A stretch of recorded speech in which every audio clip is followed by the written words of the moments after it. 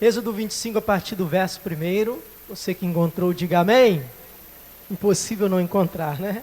Olha lá. Então disse o Senhor a Moisés: fala aos filhos de Israel que me tragam uma oferta assada de todo homem cujo coração se mover voluntariamente. Dele tomareis a minha oferta alçada, e esta é a oferta alçada que tomareis deles: ouro, prata e cobre, e pano azul, e púrpura, e carmesim, e linho fino, e pelos de cabras, e peles de carneiros, tintas de vermelho, e peles de texugos, e madeiras de cetim ou acácia, e azeite para a luz, e especiarias para óleo da unção, e especiarias para o incenso, e pedras sardônicas, e pedras de engaste para o éfode e para o peitoral. Verso de número 8, e me farão um santuário, e eu habitarei no meio deles. Verso 9, conforme tudo que eu te mostrar, para modelo do tabernáculo, e para modelo de todos os seus móveis,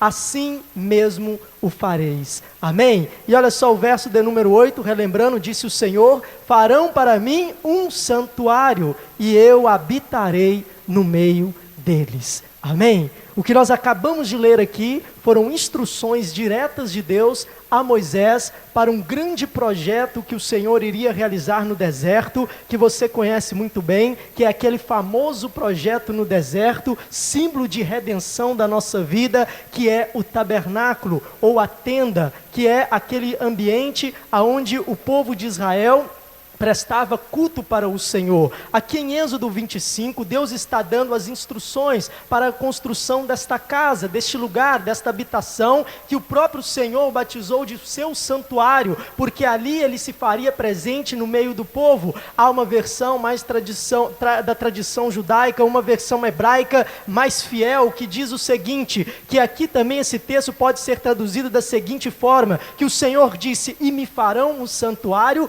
e eu habitarei neles. Perceba que ao decorrer desta mensagem, você vai descobrir duas coisas importantes, não só sobre o tabernáculo, mas principalmente sobre quem você é aqui esta noite. Um dos hinos que foram entoados aqui fala justamente dessa característica, desta pessoa, deste santuário que você é para este Deus, esse santuário móvel, como era o tabernáculo ali no deserto. Aqui no capítulo 25, Deus está dando aqui a direção primeiro dos materiais, que seriam todas ofertas alçadas, que o povo traria voluntariamente para o povo ali, traria para Moisés, a fim de que esta obra fosse edificada. Ele fala aqui dos metais, ele fala aqui do azeite, ele fala das especiarias, ele fala até das pedras sardônicas de engaste, que eram colocadas no peitoral dos sacerdotes, que iriam ministrar o culto no tabernáculo, este plano de Deus no deserto, que é o símbolo da nossa redenção. E para você entender um pouco dessa história do tabernáculo, nós vamos voltar um pouco no tempo, para você se lembrar de onde tudo começou, como o Senhor começou a libertar este povo. Você sabe que Moisés foi um meio, um veículo de Deus, para cumprir uma promessa que o Senhor havia feito a Abraão, que nós temos registrado lá no livro de Gênesis, no capítulo 15, no verso de número 13,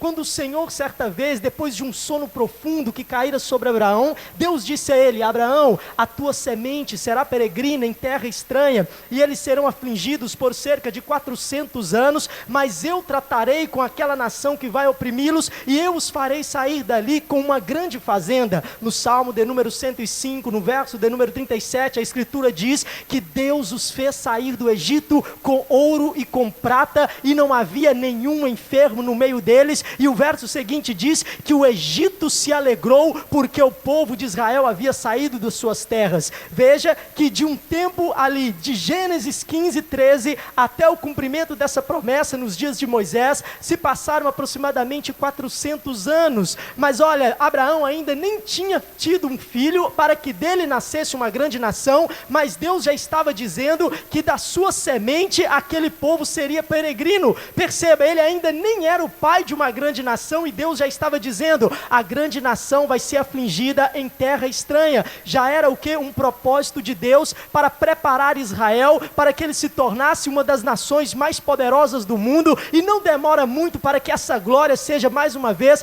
restabelecida nos últimos dias entre o povo de Israel, até mesmo agora, na atualidade, porque nós sabemos que Deus tem uma promessa com aquela nação, assim como ele tem uma promessa com a sua vida aqui hoje, mas para que Israel fosse conhecido no mundo, desde a antiguidade até no futuro, depois da guerra de Gog e Magog, desde até o dia em que Jesus voltará mais uma vez, para que Israel fosse conhecido como uma grande nação, Deus teria que primeiro oprimi-los. Por que eles tinham que ser primeiro oprimidos no Egito? Você sabe que uma grande nação, para se tornar alguém com grande influência nas relações internacionais, ela tem que ter não só um poderio econômico, não só um poderio militar, não só um poderio político, mas ela de fato tem que ser uma nação que vence as guerras em que ela entra. Como você conhece a história das guerras, das civilizações antigas e modernas, Deus estava levando a semente de Abraão para o Egito, porque Deus ia libertar aquele povo do Egito, e a história de Israel começaria a ser escrita como uma nação que Deus libertou das mãos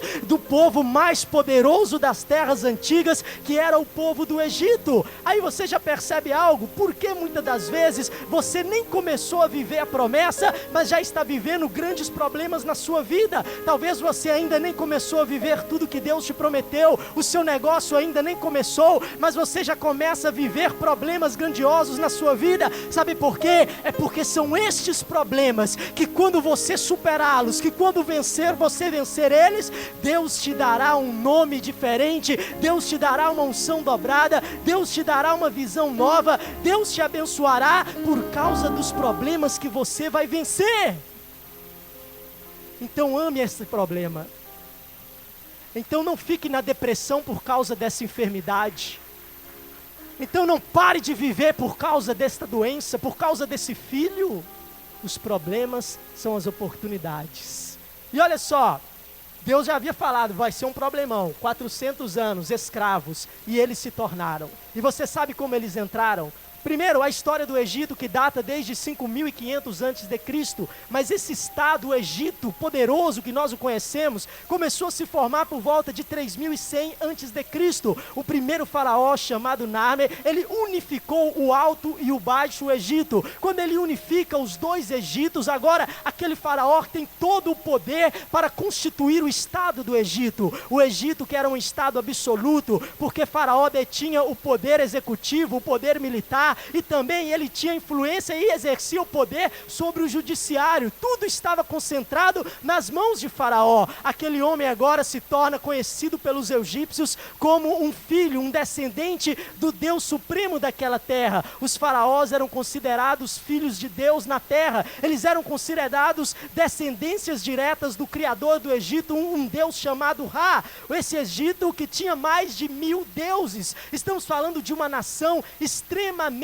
religiosa, de uma nação que havia mais de 1.000 deuses, aproximadamente 1.400 deuses, e agora a semente de Abraão iria se desenvolver por 4 gerações em uma terra completamente estranha, no meio de deuses completamente desconhecidos, e por mais que parecesse impossível aquela nação sair dali, Deus cumpriu a promessa e os libertou daquele lugar. Aí agora você reflete uma coisa aqui comigo. Olha a grandeza do Egito. Olha o poder do Egito. E olha o que Deus fez com Israel e como Deus os libertou do Egito. Só Deus sabe como Ele fez para te tirar lá de fora, para você estar aqui esta noite. Só quem ganha a alma sabe a dificuldade que é ganhar uma alma, mas mandar ela embora é muito fácil. Eu quero te dizer algo aqui esta noite. O Espírito Santo trabalhou duramente para que você estivesse neste lugar, e só Deus sabe a luta travada que foi para Ele te tirar daquele inferno que era o Egito, para você estar aqui agora, neste mês 7, no dia 7, é uma data até profética, para você ouvir mais uma vez o grande amor que este Deus tem pela sua vida. E Ele quer te lembrar uma coisa: se Ele te tirou de lá, Ele vai tirar o teu parente também. Se Ele já fez isso uma vez, porque Ele não pode fazer de novo? Qual é o problema que você está enfrentando? Lembra de onde Ele te tirou? Foi fichinha para Ele. Então não vai ser diferente agora. Deus vai te tirar desta luta, desta prova, dessa dificuldade. Ele vai salvar essa pessoa. Você precisa crer que não existe um Egito tão poderoso, nem com tantos deuses, que impeça a promessa do Senhor de se cumprir na vida daquele que Ele crê e que acredita nele. Amém? Então olha só, esse é o Egito. Ali tem uma imagem. E olha só, até hoje há um mistério sobre o Egito. Muito se fala sobre as pirâmides, aquelas pirâmides que têm cerca de 150 metros de altura. Ainda um mistério, ninguém sabe ao certo como foi construída aquelas pirâmides. Há aqueles que usam de especulações, tem gente que até fala de influência extraterrestre no meio do povo do Egito. São muitas especulações, muitas histórias, porque é um povo, é um estado, é uma cultura, eram umas religiões que marcaram não só a sua época, mas as gerações futuras. Até hoje o Egito é um mistério para aqueles que estudam o Egito, para arqueólogos que estudam o Egito, para as pessoas que leem sobre o Egito. Desses 10 anos de evangelho eu sempre estudei sobre o Egito, sempre gostei de pregar sobre Moisés e o Egito, mas todas as vezes que eu estudo mais uma vez sobre o Egito, você descobre algo novo. Sabe por quê? Porque o Egito realmente é bom, porque o mundo realmente tem muitas oportunidades, porque as coisas são gostosas mesmo, as cebolas são agradáveis, as bênçãos de lá são agradáveis. Mas eu quero te dizer uma coisa, que se Deus te chamou para viver num deserto e cultuar Ele numa tendinha, tenha certeza que a glória da presença de Deus no deserto será muito maior do que o glamour que este mundo tem a nos oferecer. Aleluia!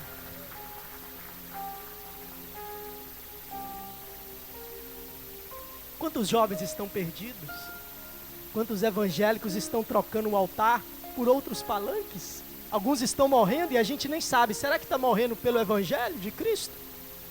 Ou por outros motivos? Porque estamos vivendo um tempo em que as pessoas estão se esquecendo de onde Deus os tirou e para que os tirou, aonde os colocou e para onde os está levando. Falar do tabernáculo é lembrar justamente disso. Para que Deus nos tirou do mundo, para que Ele nos trouxe aqui esta noite. E o plano de Deus no deserto, e nós já vamos entrar nele daqui a pouco. Você está ouvindo aqui nessa introdução sobre o Egito. Este Egito que era poderoso, que era grande, que era forte, e que olha, esse estado formado no ano 3100 a.C., por 3 milênios se tornou e permaneceu uma poderosa nação. Nós estamos falando de desde 3000 a.C. até o ano 30 a.C. O reinado dos faraós foram reinados que atravessaram milênios. Só no ano 30 a.C. é que o Império Romano, então grande império daquele período, através de uma batalha conhecida como a Batalha de Alexandria, agora vai conseguir vencer o Egito e subjugar o Egito. Hoje o Egito já é uma nação extremamente islamizada. Não existe mais aquela língua egípcia, não existe mais aquela cultura egípcia, aquela adoração aos deuses do Egito, porque o tempo passou, as coisas se foram. Deus tratou com esta nação, Deus libertou o teu povo. Aquelas nações que se levantaram contra Israel, tem nações que nem existem mais, mas o germezinho de Jacó, mas o povinho escolhido de Deus ainda está de pé. Sabe o que isso significa? Não importa o inimigo que se levante contra a tua vida, se Deus lhe marcou com a presença do Espírito Santo, Ele sempre vai te livrar e permanecerá o pacto dele sobre a sua vida. Glória a Deus. E olha só, esse Egito, ele tinha também algo que favorecia a grandeza daquele lugar, que era o rio Nilo.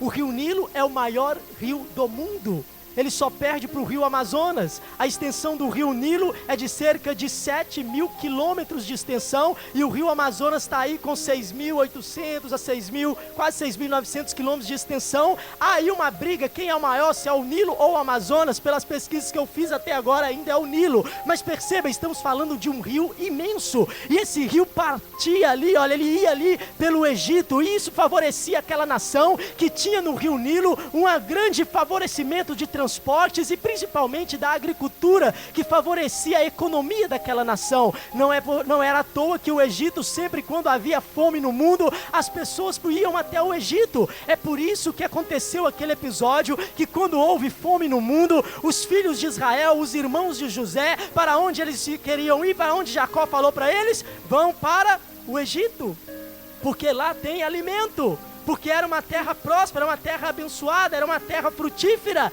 E então você vê aí a história, como Israel entrou no Egito, por causa que eles precisavam saciar a sua fome, por causa de uma necessidade. Mas existe uma revelação aqui, eu quero passar isso para você. Eles entraram no Egito nos dias de Jacó, mas você sabia que antes de Jacó, houve uma oportunidade para que os filhos de Israel fossem para o Egito? Isso antes de Jacó. Já agora nos dias de Isaac, houve uma oportunidade. Olha só, primeiro lá em Gênesis 46, no verso de número 3, olha o que diz a escritura, quando eles partiram para o Egito. Gênesis 46, no verso de número 3, disse então o Senhor a Jacó: olha, eu sou Deus, o teu pai, não temas descer ao Egito.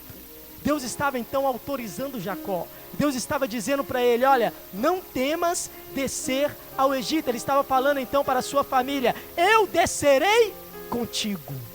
Deus falou: não temas descer, eu descerei contigo. Está vendo?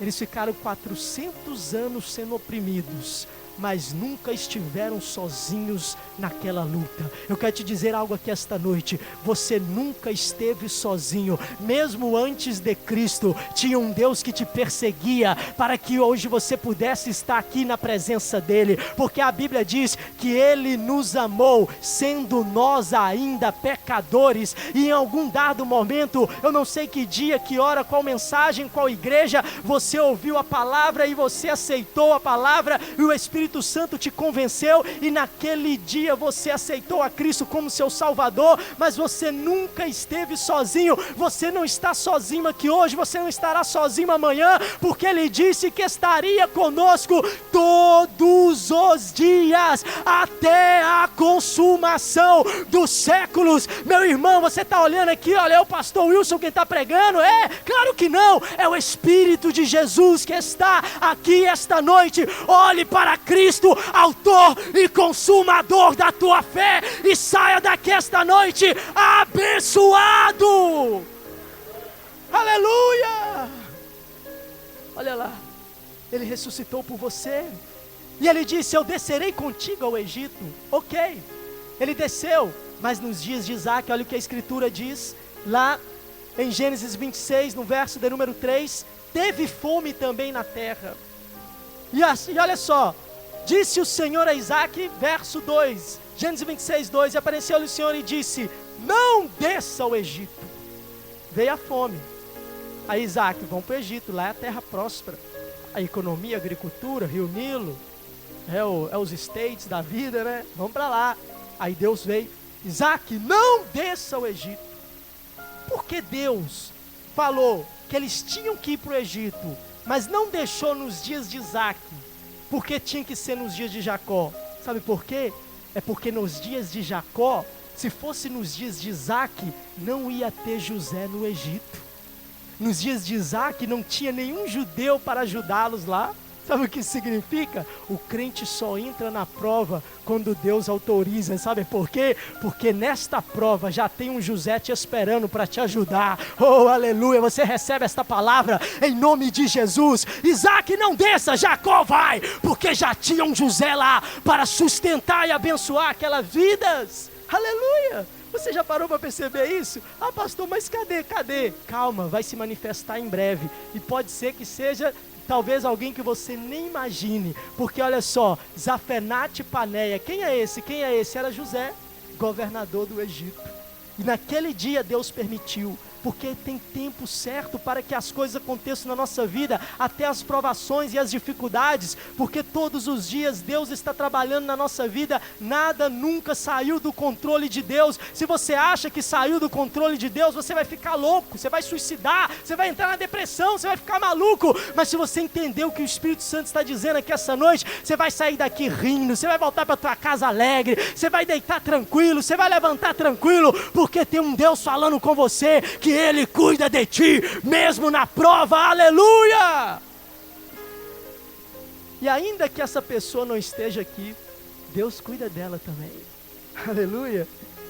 Então olha só, agora eles estão no Egito, e vai começar então a odisseia, a caminhada, o tempo em que eles estarão ali, servindo a Faraó, ali naquele Egito, 400 anos, isso já era 1700 antes de Cristo, agora por volta de 1350, passado cerca de 400 anos, Deus agora começa a trabalhar para que se manifeste o libertador, porque havia chegado o momento de Deus tirar aquela nação dali, Deus estava com eles ali, mas eles não tinham como perceber, porque eles eram escravos. Quando você está na escravidão, muitas vezes você não percebe que Deus está ali com você, mas Deus estava trabalhando na vida daquele povo, e agora chega o momento da libertação. Este Moisés que vai conduzir o povo ao deserto, que é o Moisés que nós lemos no capítulo 25, que a escritura diz que Deus lhe deu a direção para construir o tabernáculo. Este Moisés que era o filho mais novo de Joquebede, que tinha suas irmãs Miriam e Arão, este José, que agora este Moisés, me desculpe, que agora por causa de um propósito divino,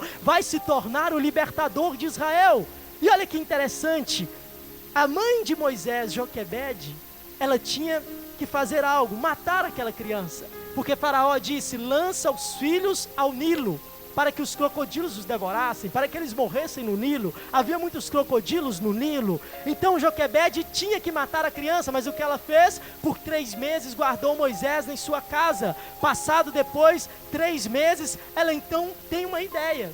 E aqui você percebe algo, lendo o texto, que não foi uma ideia dela, porque você vê que o plano de Joquebede tinha uma inspiração divina. Ainda que o texto não diga que Deus mandou ela fazer, você já leu o livro, por exemplo, de Ruth?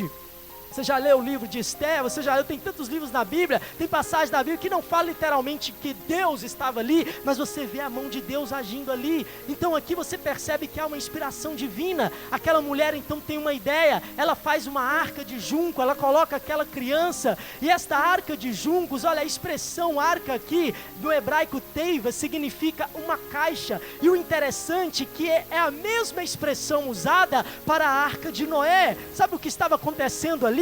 A inspiração de Deus para Joquebede era o seguinte: Noé fez uma arca, uma caixa gigante, com aquela madeira de goer, betumou por dentro e por fora, para salvar a sua família e aquela geração. A geração não quis entrar, a arca se fechou, igual a nossa arca, que daqui a um tempo vai fechar. Quem entrou, entrou, quem não entrou, não entra mais, porque Jesus está voltando, e como foi nos dias de Noé, também será no dia da vinda do Filho do Homem, correto? Mas perceba que ali Joquebede teve uma inspiração semelhante. Ela fez uma caixa, ela fez uma arca, e ela betumou. Ela não era de madeira de golpe, mas era de uma madeira de juncos. Ela fez aquela arca, ela colocou aquela criança ali dentro, e ela então, olha só o que o texto diz, colocou junto aos juncos que estavam à beira do Nilo. Em nenhum momento ela jogou o menino.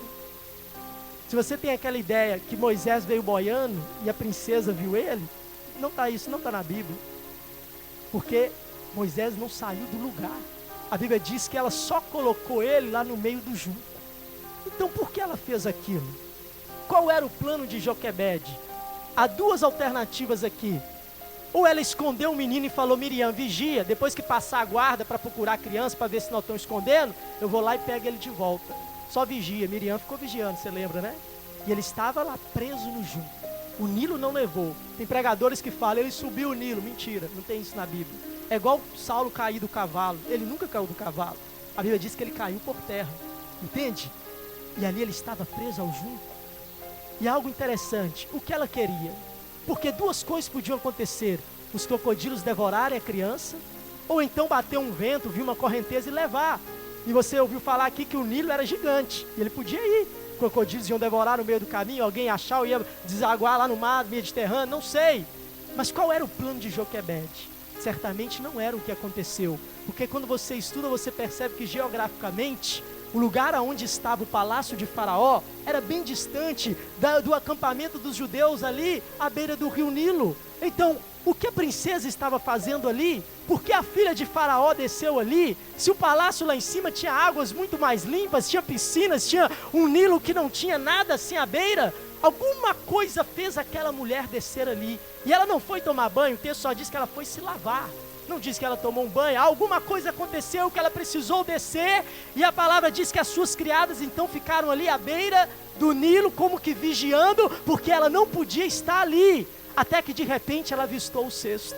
E olha só, o que não era para acontecer, aconteceu. Porque eu duvido que este era o plano de Joquebede. Porque olha, o pior na verdade aconteceu. A filha de Faraó encontrou o cesto. E agora? Vai entregar para o soldado, vai matar o menino. Mas olha só, os planos de Deus são sempre maiores do que os seus. Provérbios 16:1, o homem pode fazer muitos planos, mas a resposta vem dos lábios de Deus. Eu tenho certeza que naquele momento, Deus já estava preparando aquele cenário, até mesmo a ida daquela princesa àquela região, porque olha só, naquele momento, quando ela pega aquele cesto, ela se apaixona por aquela criança, e você conhece a história que a mãe vai amamentar, depois de 3 a 4 anos, ele é levado ao palácio e é batizado pela princesa de Moisés. Quem batizou ele? A princesa de Faraó. Então espera que você vai entender lá na frente. Moisés, porque ele foi tirado das águas. Eu o encontrei nas águas. E aqui há uma revelação para a sua vida. É de onde Deus te tirou. É a prova que você venceu, que Deus vai te usar para ajudar outros a vencer. Sabe por quê? Moisés, tirado das águas, olha a profecia aí. Ele ia libertar Israel. Israel ia ser liberto passando pelas águas do Mar Vermelho. Aleluia. E quem batizou? A pagã, filha de Faraó, adoradora dos deuses do Egito. Mas por que ela deu esse nome? Porque Deus estava no controle. E quando Deus ele está num projeto, ele usa até quem você acha que não pode ser usado. Mas por que então Deus não mudou o nome de Moisés, como ele mudou de Sara, de Abraão, de Jacó? Porque ele chamou ele de Moisés, e até o fim o seu nome foi Moisés, porque literalmente este era o plano de Deus, para que aquilo acontecesse, assim como Deus tem um plano para a sua vida, e tudo está acontecendo conforme o plano de Deus para a sua vida, ainda que você ache que não, Ele está trabalhando nos detalhes para que você viva a promessa que Ele fez para você, para a sua família, em o nome de Jesus. Aleluia, você pode dar uma salva de palmas para o Senhor?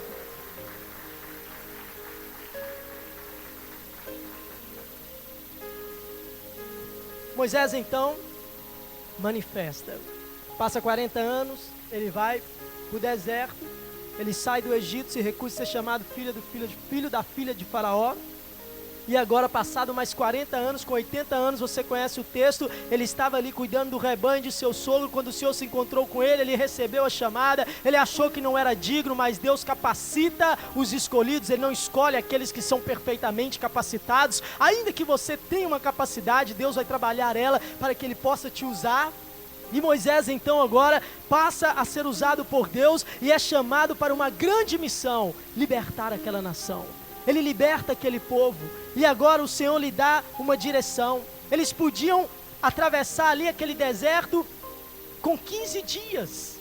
Eles podiam ir pelo caminho mais rápido, mas o texto diz que Deus quis levá-los pelo caminho mais longo, porque senão eles iriam se assustar com as guerras e provavelmente eles não iam vencer, porque eram escravos. Então Deus fez que eles fossem pelo caminho mais longo. Perceba algo aqui.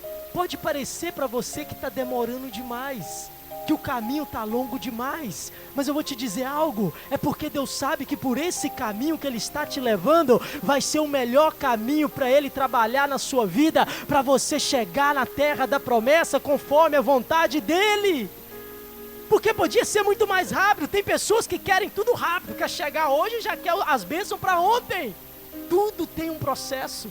E o interessante de Deus é que Ele não acompanha a velocidade do mundo moderno, porque o transporte está rápido, a tecnologia está rápido, tudo está rápido, as comunicações estão rápidas, os elevadores te levam a andares de uma velocidade mais rápida, os aviões te levam a lugares de uma forma mais rápida, tudo está a uma tendência acelerada, o mundo está cada vez mais rápido, mas Deus ainda trabalha a moda antiga, Ele ainda usa escada, Ele ainda usa etapas, Deus ainda tem um projeto chamado tabernáculo para mim e para a sua vida, aonde nós temos etapas a serem vencidas todos os dias, até que alcançamos a vontade plena de Deus.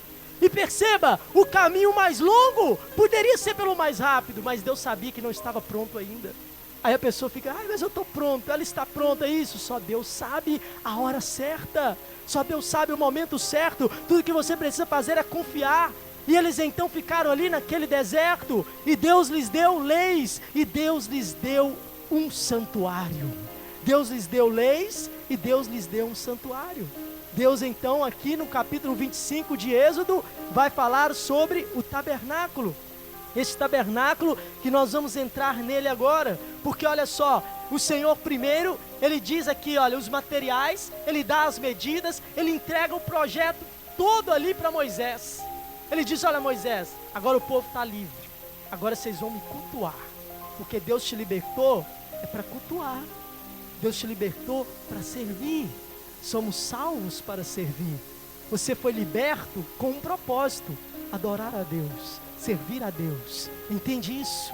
Então neste momento, olha, em que você está no culto, você está aqui por causa dEle, porque é por Ele, para Ele são todas as coisas. Amém? Enquanto você está aqui prestando-lhe culto, Ele está te curando, Ele está visitando a sua família, Ele está te abençoando. Você só tem que ficar tranquilo, porque Ele está trabalhando por você e pela sua vida. Então Deus disse, agora é a hora deles me adorarem. E o Senhor então começa a lhe dar aqui a ordem para que construa o tabernáculo. E Deus então passa para ele este projeto. Mas como Moisés ia construir o tabernáculo? Aí vem a pergunta, meu Deus, como eu vou fazer isso? Eu era um pastor do meu sogro, como eu vou construir esse tabernáculo? Aí Deus então já lhe fala como. Olha só, lá em Êxodo, capítulo de número 31, o Senhor diz então a ele, eis que eu tenho chamado por nome a Bezalel.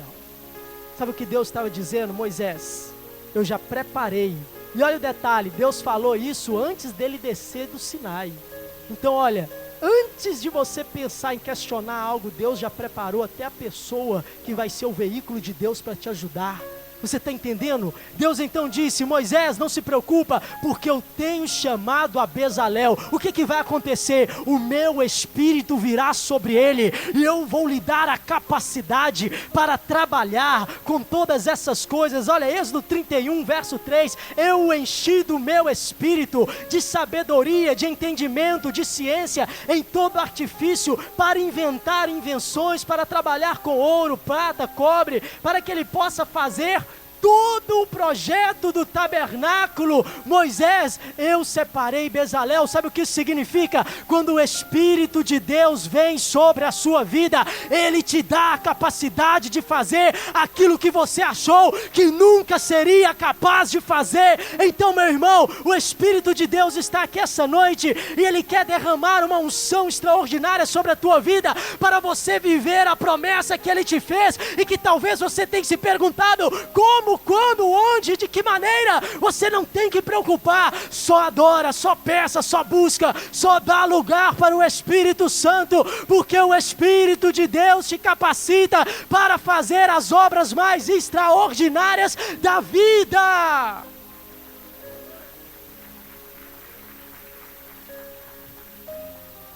Tudo é o Espírito Santo. Olha isso, o dom para ser uma pessoa abençoada nos negócios, em tudo. E ele ia construir o tabernáculo, e ele não estaria sozinho. Bezalel, e ele disse também, olha, que também tinha chamado a outro. A palavra diz que ele chamou ainda a Oliabe para ajudar Bezalel.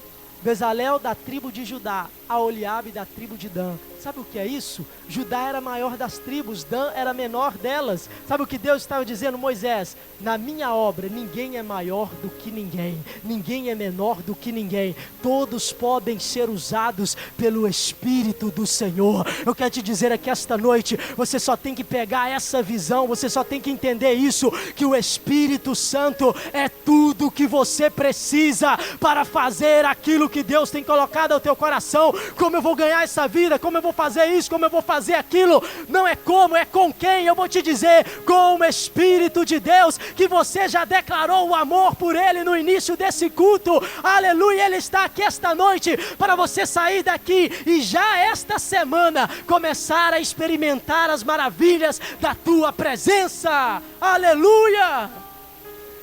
Judá e Dan iam trabalhar juntos e agora eles iam construir o tabernáculo, aquele incrível projeto de Deus para que o povo servisse ao Senhor. E agora esses metais, olha, o ouro, a prata, o cobre, a madeira, este ouro que representa a divindade, também representa a nossa fé que é provada como ouro no fogo, a prata que representa a redenção que está em Cristo, o ouro era usado para revestir a arca da aliança, para revestir as paredes da tenda, a prata que era usada como base de sustentação daquelas paredes e também das portas. Prata é a redenção, é a base. Por quê? Porque a base de uma vida bem sucedida é Cristo. Se Cristo é a base da sua vida, você será uma pessoa firme na presença de Deus e na presença dos homens. Este ouro, essa prata, o cobre que representa a justiça de Deus. O cobre era usado para fazer o altar do sacrifício, a pia de bronze. O ouro era usado para os utensílios que ficavam dentro do tabernáculo, para os utensílios que ficavam ali dentro daquela tenda. A tenda que significa também, há uma palavra hebraica para a tenda que é ohel, que significa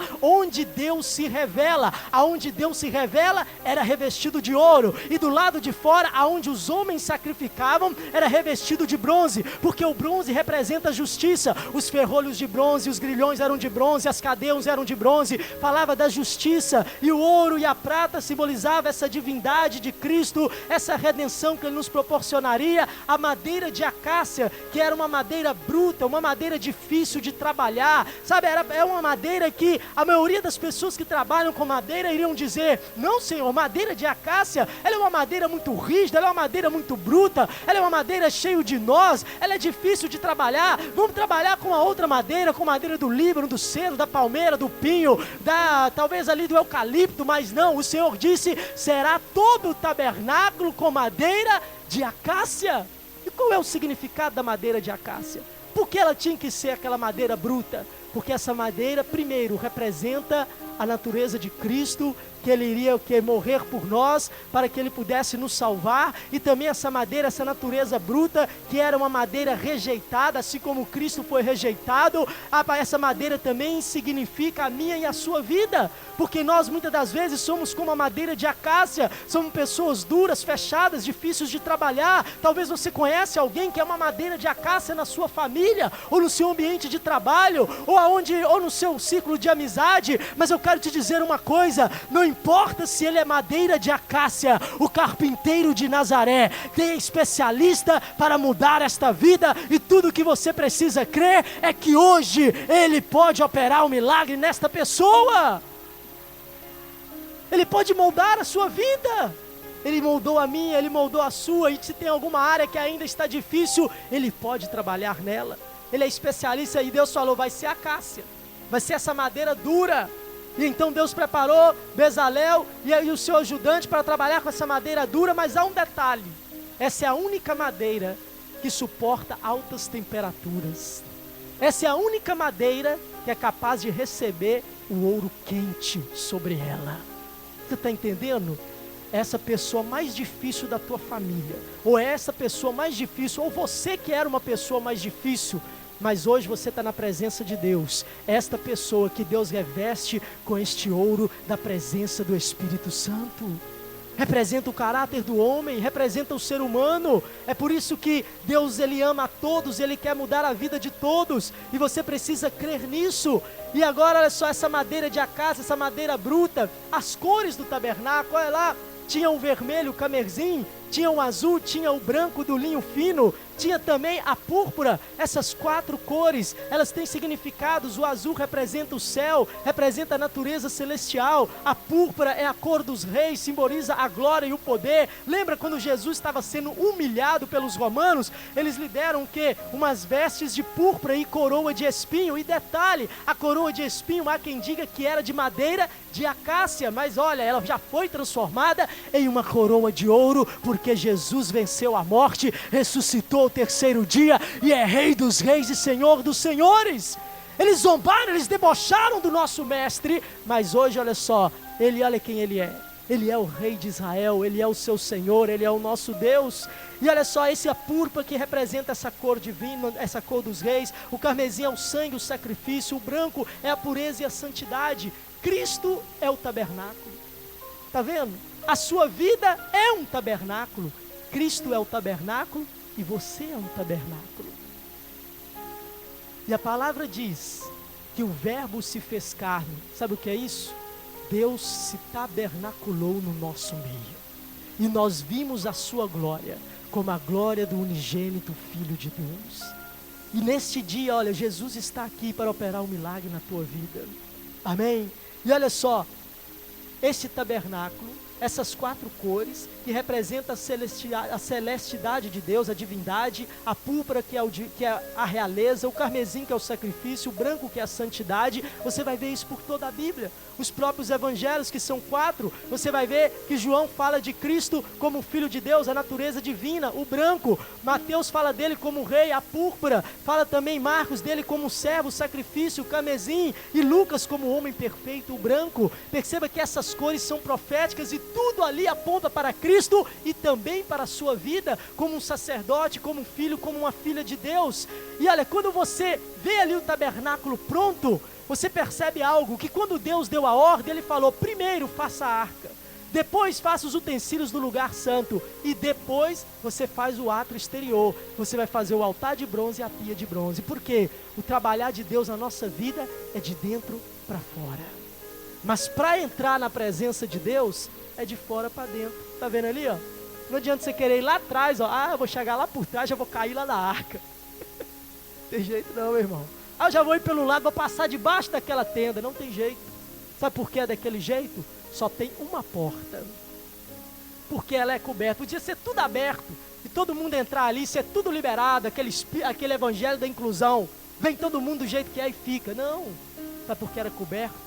Para dizer para todo mundo, ó, vocês vão entrar no átrio, mas só tem uma porta, por qual convém que todos os homens entrem por ela. E Jesus disse, eu sou a porta. Você já entrou por ela? Você já entrou por ela? Então, meu irmão, coloca um sorriso nesse seu rosto, porque olha, você é mais do que vencedor. E você que não entrou por ela, que está aqui essa noite, para de ficar olhando a porta, meu irmão, entra logo. Tem gente que fica só na porta olhando, nossa, mas que edifício bonito, mas que lugar bonito, um dia eu vou entrar naquela igreja, um dia eu vou fazer aquilo, o dia é hoje, é agora. Jesus é a porta. E aí você entra, e detalhe, ali não está mostrando, mas a porta você vê por fora, ela é larga, porque é a obra universal de Cristo, todos podem entrar, mas depois que você atravessa o caminho é estreito. Depois que você atravessou a porta, o caminho é estreito. E olha ali o caminho. Olha lá. Jesus disse, eu sou a porta. Aquela porta de entrada era conhecida como a porta do caminho. Tinha uma segunda porta, que é lá onde está aquele cidadão ali com um cabritinho. Aí ele entrava no cantinho ali, é chamada a porta da verdade. E a terceira, que era o terceiro véu, também era considerada uma porta, que era a porta da vida. O que Jesus disse? Eu sou o caminho, a verdade e a vida. Ninguém vem ao Pai se não for por mim. E olha que interessante, você entra, tem um altar, ali é o lugar onde você sacrifica, onde você conhece o sacrifício de Cristo por você, e aonde também você sacrifica a sua natureza carnal, aonde você abre mão dos pecados todos os dias, porque o sacerdote todos os dias, ele tinha que fazer aquilo, olha, ele tinha que prestar culto ao Senhor, e a Bíblia diz, olha, não corre não, meu irmão, porque você também é sacerdote. 1 Pedro 2,9 diz que vós sois geração eleita, sacerdócio real, povo adquirido, nação santa, para que anuncieis a glória daquele que vos libertou das trevas para a sua maravilhosa luz. Está na hora de atravessar a porta, está na hora de entrar no caminho e viver a glória de Deus. Não fique esperando de terceiros. Você é o sacerdote do seu lar. Você é o sacerdote aí fora. Você é o sacerdote diante de Deus. Esta é a obra de Cristo. Quando Ele expirou no Calvário, a Bíblia diz que o véu do lado de dentro rasgou do alto ao baixo. Era Deus abrindo o véu. Sabe o que Jesus estava dizendo? Avancem, porque todos agora podem prestar culto a este Deus como sacerdotes legítimos diante da casa de Deus. Hebreus capítulo de número 10, olha só o que diz a palavra, Hebreus 10 verso 19: entremos com ousadia no santuário pelo sangue de Jesus, pelo novo e vivo caminho que Ele nos consagrou. Aleluia! Você não pode ficar só na porta, ou só no altar, ou só na pia. Você tem que entrar lá onde está a glória dele, lá dentro. Não pode vir por fora, tem que passar o caminho. E aí você sacrifica. E aí olha só o interessante, eles sacrificavam e depois acendiam fogo. O que é isso? Que para ter fogo, primeiro tem que ter sacrifício. Eles sacrificavam, vinham fogo, consumiam o holocausto. Ele pegava aquele fogo do altar, ele passava pela pia de bronze. Aí eles se lavavam, entravam, ele levava aquele fogo lá do altar de fora para dentro do lugar santo. E ele acendia o altar do incenso que ficava diante do véu, aonde depois do outro lado estava a presença da arca de Deus. E olha que interessante, o altar é o lugar do sacrifício, e Paulo disse: apresenteis o vosso corpo em sacrifício vivo, o ato exterior, santo, que é o lugar santo, e agradável a Deus, que é o santo dos santos, o vosso culto racional. Entende o lado espiritual disso? Então você entra, você sacrifica, você abre mão dos seus pecados, você conhece a Cristo, você se lava com a palavra ali naquela pia de bronze, aonde você contempla ali a sua natureza pecadora, você se lava, você se purifica. Jesus disse em João 17:17, Pai, santifica-os na verdade, a tua palavra é a verdade. E olha essa imagem que eu trouxe ali, que legal. Olha a cruz, é daquele jeito o tabernáculo, é aquele jeitinho ali, ó. Só está virado ali o candelabro, que na verdade é do lado de cá. Olha lá, a cruz. Olha o que ele fez. Então, meu irmão, está na hora de experimentar a glória de Deus como você nunca experimentou. E se você retrocedeu do caminho, está na hora de voltar a entrar, está na hora de voltar a aprofundar, porque Deus ainda quer se revelar como Ele se revelava na tenda. Ele ainda quer se revelar a você de madrugada, de dia, de noite, durante o dia, pela tarde. Deus ainda quer manifestar a glória dele na sua vida como nunca antes. Não há idade para que ele faça isso. Bezalel, ele tinha cerca de 16 anos quando Deus o chamou para fazer os utensílios do tabernáculo. E Moisés já tinha 80. Está vendo?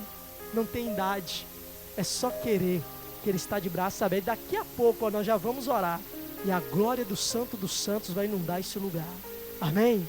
Isso é só uma preparação. Então perceba, a pia ele se lava, aí continua andando, mas volta na outra imagem. Continua andando e ele vai passar pela primeira porta. E tem pessoas que ficam presas na pia, que ali é o lugar da palavra. A pessoa tem a palavra, tem um conhecimento, mas tem que ir mais. Não é só a palavra, não é só o sacrifício, tem que ir mais. E ali quando ele vai mais, quando ele vai além da pia, ele entra no lugar santo. E o lugar santo era um lugar lindo. À sua direita estavam os pães da proposição sobre a mesa de ouro, representando as tribos de Israel, e Jesus, que é o pão vivo que desceu do céu. Do outro lado estava o candelabro com os 7 haste, que representa os 7 Espíritos de Deus, conforme está lá em Isaías 11:2. E também é a luz do mundo, Cristo, que ilumina a nossa vida. Mas quando ele entra no lugar santo, sabe o que tem lá dentro? Está tudo fechado, tem só a luz do candelabro. E você, sacerdote, está lá dentro, e tem ali, olha, aquela luz brilhando, e o ouro reluzindo naquele ambiente. E ainda tem, sabe o que ali? O pano que ficava por dentro era todo bordado de querubins, porque por fora você não vê nada. Por fora, o pano de fora era o mais grosso, mas o de dentro era linho fino, bordado de querubim. Sabe por quê? Porque Deus está dizendo, é lá dentro, na intimidade, que eu vou revelar a você os mistérios do mundo espiritual. E quando você entra no lugar santo, o sacerdote naquele momento, ele tinha uma sensação de que ele tinha saído da terra, porque naquele momento, ele estava naquele ambiente com aquele aroma gostoso, daquele incenso que estava ali, né, diante ali também do véu que entrava para o Santo dos Santos, e ali, olha, a presença dos querubins, os querubins que são os guardiões. E aqui há um mistério que está lá em Gênesis 3:24, que diz que quando Deus expulsou o homem do Éden, Ele colocou os querubins para guardar o caminho da árvore da vida. E os querubins estavam aonde? Dentro do tabernáculo, porque o próximo passo do sacerdote era o estágio que Jesus disse que Ele é a vida. Então os querubins guardando, nesse momento, está vendo essa parede? Está cinza, né? Mas tem anjos de Deus neste lugar. Está vendo aqui, olha, tem querubins de Deus neste lugar. Tem uma presença de Deus aqui agora. Em nome de Jesus. Talvez você não está vendo, mas pelos olhos da fé, se você buscar do Senhor, se você se aprofundar, se você mergulhar nas águas do Espírito, Deus vai te revelar as maravilhas da tua palavra e vai fazer coisas que você nunca imaginou que Ele podia fazer. E eu já quero te chamar a se colocar de pé, e nós vamos orar neste momento, porque o terceiro lugar, que agora é o lugar da presença de Deus, o sacerdote que é você agora está ali. E olha que interessante, nós só podíamos ir até a pia, mas olha o que Jesus fez, Ele abriu todo o caminho. Agora você pode ir até lá ao fundo, você pode ir até lá, dentro da presença de Deus. E outra coisa, à medida que você vai entrando, você vai se desfazendo de si mesmo e recebendo a natureza de Deus. Porque o seu corpo também é o quê? Um tabernáculo. Repita comigo, eu sou um tabernáculo. Você é corpo, alma, espírito. O ato exterior é a sua carne. Olha lá, onde você sacrifica, onde você santifica, lugar de palavra, de oração, de renúncia, de cruz, de entregar sua vida a Jesus. Isso é a carne. Só ela pode te impedir de entrar ali, olha, no santo lugar. E o santo lugar é a sua alma, lugar de louvor, de adoração. E o santo dos santos é o Espírito, é o lugar mais poderoso de Deus, que é aonde nós vamos entrar agora. E Deus vai manifestar a presença dEle na sua vida.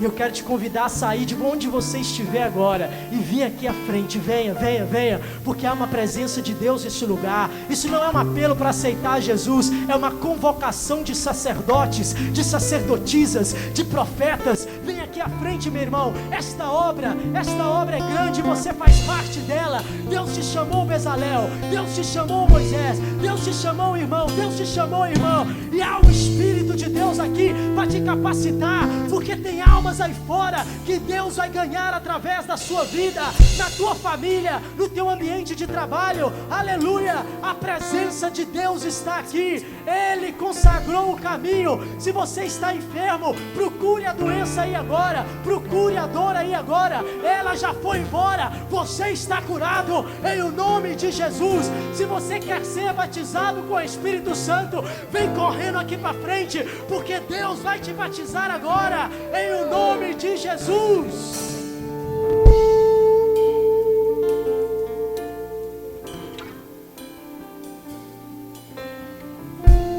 Eu me rasgo Ato exterior inteiro, faço tudo, mas vem novamente. Eu mergulho na mirra de ti, mas peço que tua presença Peça para a presença aumentar. aumente. Peça para a presença aumentar. Espírito Santo, és bem-vindo neste lugar.